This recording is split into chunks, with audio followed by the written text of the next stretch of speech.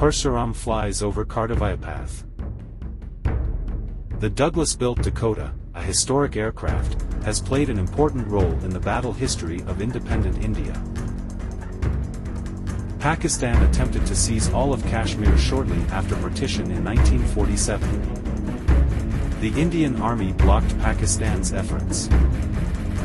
On October 26, 1947, India started its military operation.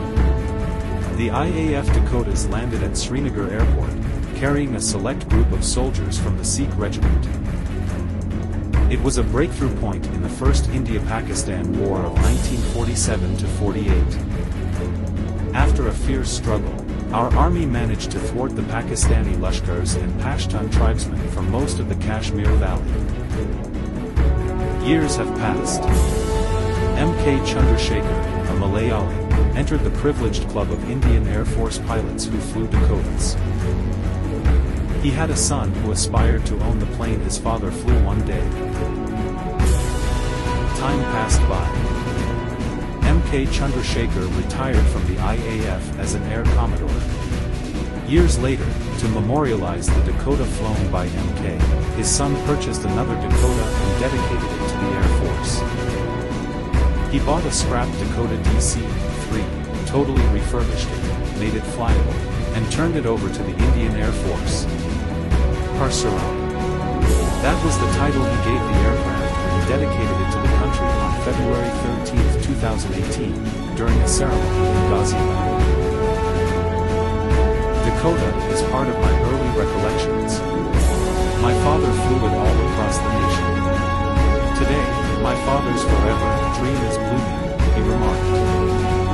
Parsuram took off from Indian Air Base into the horizon, blasting through the morning mist.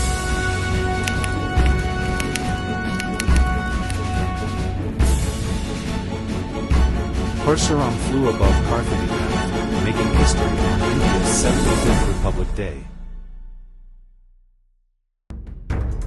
That son who fantasized about the aircraft his father flew is now a minister of the state.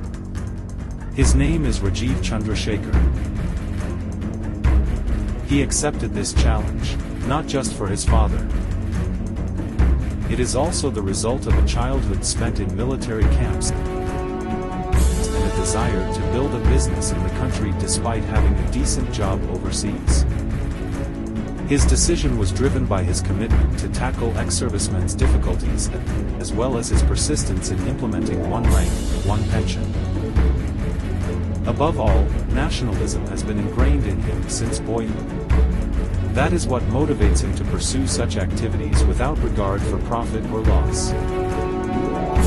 Because of this sentiment, he founded the Flag of Honor Foundation and attempted to provide comfort to the families of soldiers who made the ultimate sacrifice. He is not your ordinary politician. He is a fervent nationalist who is motivated to make every vision he has for society and the country a reality. That's Rajiv Chandrasekhar.